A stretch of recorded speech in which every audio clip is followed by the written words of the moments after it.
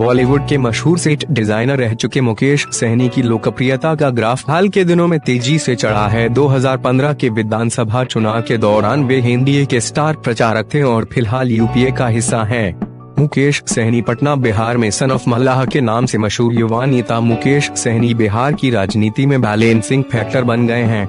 वह चाय पर चर्चा की तर्ज पर राज्य में मार्च पर चर्चा करते हैं। राज्य की राजनीति में हाल के दिनों में सनसनी की तरह उनकी लोकप्रियता का ग्राफ चढ़ा है। उन्होंने पिछले साल नवंबर में विकासशील इंसान पार्टी (VIP) का गठन भी किया था। उनकी सभाओं में भारी भीड़ भी जुटती है, यहाँ तक कि उन्हें अपने साथ लाने के लिए एनडीए और यूपीए दोनों खेमों ने पूरा जोर लगाया था, जिसमें यूपीए ने बाजी मारी। ऐसे में सवाल है कि आखिर क्यों मुकेश सहनी पर सभी राजनीतिक दल डोरे डाल रहे हैं? क्या वे बिहार की राजनीति का एक्स फैक्टर बन सकते हैं? बॉलीवुड के सेट से लेकर चुनाव सेटिंग तक बिहार के मुजफ्फरपुर से ताल्लुक रखने वाले मुकेश सहनी मुंबई में बॉलीवुड फिल्मों के मशहूर सेट डिजाइनर रहे हैं। उन्होंने एक सफल इवेंट मैनेजमेंट कंपनी भी खोली थी। शाहरुख खान की सुपरहिट फिल्म देवदास का सेट बनाकर वे सुर्खियों में आए थे। बजरंगी भाईजान का भी सेट इनकी कंपनी ने बनाया था, लेकिन सफल बिजनेस को छोड़कर वे बिहार की राजनीति में कूद गए। इसके लिए उन्होंने अपने समुदाय की मांगों को उठाया। अधिकतर जगहों पर हेलीकॉप्टर से जाते हैं। दरअसल मुकेश सहनी ऐसे समय राजनीति में आए जब निषादों का बड़े जनाधार वाला कोई नेता नहीं है। कैप्टन जयनारायण निषाद इनके नेता थे, लेकिन बाद में बढ़ती उम्र और खराब स्वास्थ्य के कारण कम सक्रिय रहने लगे। ऐसे में खाली जगह देखते हुए मुकेश सहनी आक्रामक रूप से अपनी जाति के हितों की मांग उठाने लगे।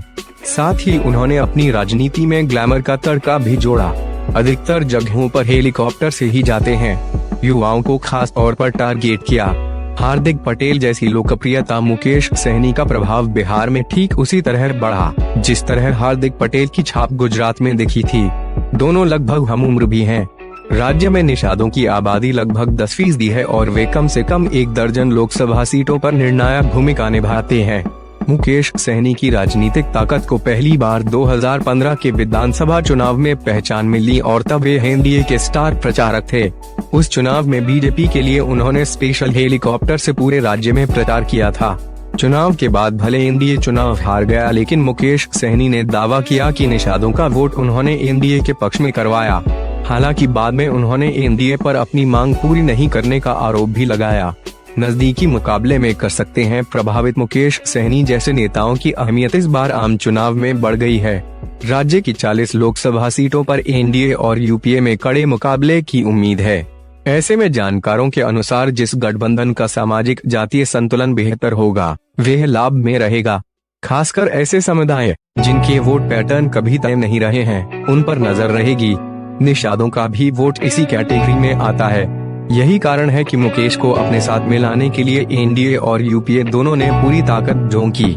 सुप्रीम कोर्ट दर्जे की मांग मुकेश सहनी निषादों को ओबीसी से सुप्रीम कोर्ट कैटेगरी में डालने के लिए आंदोलन कर रहे हैं। उनका कहना है कि निषादों को हाल के बरसों में बहुत ही उपेक्षित रखा गया है। इसी कारण मैं अधिक आरक्षण की मांग कर रहा हूं। मुकेश सहनी का कहना है कि किसी सरकार ने अपने वादे पूरे नहीं किए और मेरे समुदाय को सिर्फ ठगा गया।